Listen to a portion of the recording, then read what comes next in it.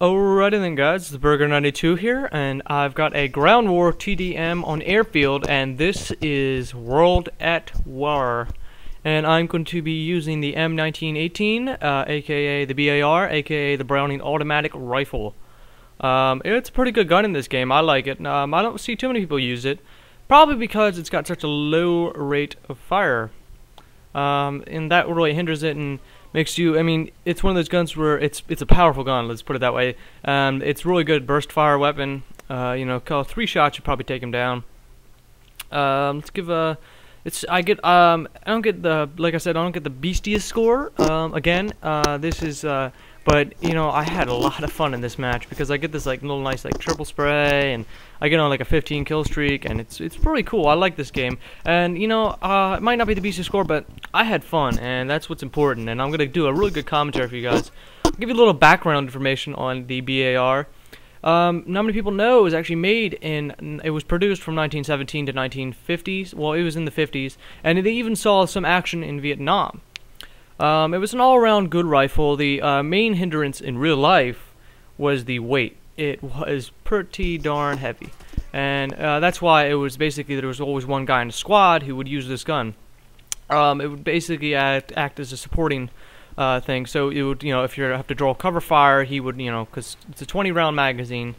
You know, if you've ever seen a bullet on this thing, it's pretty darn big. And it was actually designed for World War I, but it saw very limited action in World War I on the American side, and it didn't really shine until World War II.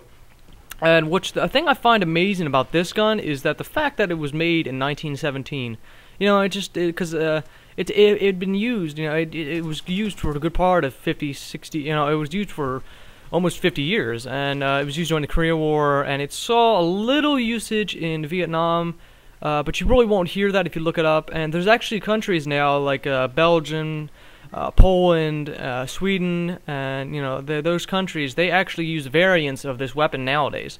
They no, they don't use them nowadays, but they made their own variants in the 20s and 30s, and they used them a little bit in World War II, considering those countries were taken over pretty fast, but their armies used them a little bit. They used their own variants because it was a really good gun, and it held up pretty good. And actually, I'm looking at a list here of all the countries that used it. We've got Austria, Belgium, Bolivia, Brazil, Chile, People's Republic of China, Colombia, Cuba, Egypt, Ethiopia, Finland, Greece, Haiti, Israel, Nazi Germany. Oh, because they actually captured a bunch of Polish models of the Browning. Norway, Pakistan, Philippines, Poland, El Salvador, South Korea, South Vietnam, Soviet Union, Sweden, Thailand, Turkey, United Kingdom, United States, and West Germany. You know, which is pretty. That's a pretty good amount of guns. And this gun doesn't really. I don't think it gets enough. I don't think it gets enough recognition, because it was one of those really good guns. And you know, if you had one of these guns in your squad, you know, you felt comfortable. It was a powerful weapon, and it looked the part, and it played the part at the same time. It's one of those guns. But that's just a little some facts about the BAR and all that stuff. You know, I think I can really do this. I like doing these little fact things. But I can only really do this. I can do this with World at War, because put it this way, I'm a history buff. I know a lot of history, and I know things, you know, that I know a lot of things about history. My time periods are from the 17th century all the way up to the 21st century. I just love history. It's just one of those things. If you're not into history, you don't know what you don't understand. But it's just you got to be into it. And I can give you guys, I'll give you guys stuff on the new weapons too. But let me know if you guys want to hear more, like, you know, little facts and all that, because I always find it interesting when I would listen to commentators, if they give me kind of things like that, you know, because if you never know, I don't know something, you know. But yeah, it's pretty amazing. Like I said before, that this was made in, it started production in 1917, because it's a gas chamber, which means it uses the gas.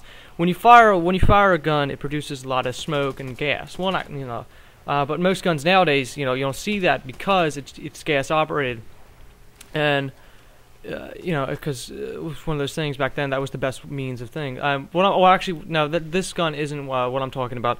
The gas thing, hold on, let me see how much time we have left. Okay, I can talk about it. The gas thing I'm talking about is like with the M16, the pressure and the gas that is used to fire that bullet is actually put back in to bring the next bullet up, and so on and so on.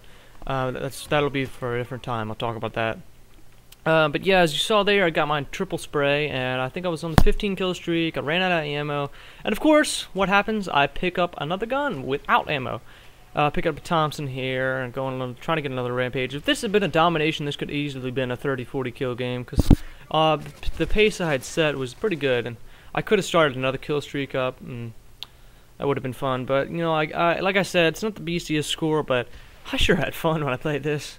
I'm gonna use the BAR more often. Not that many people use it. I suggest if you're playing World at War still, use this gun. It's a really good gun.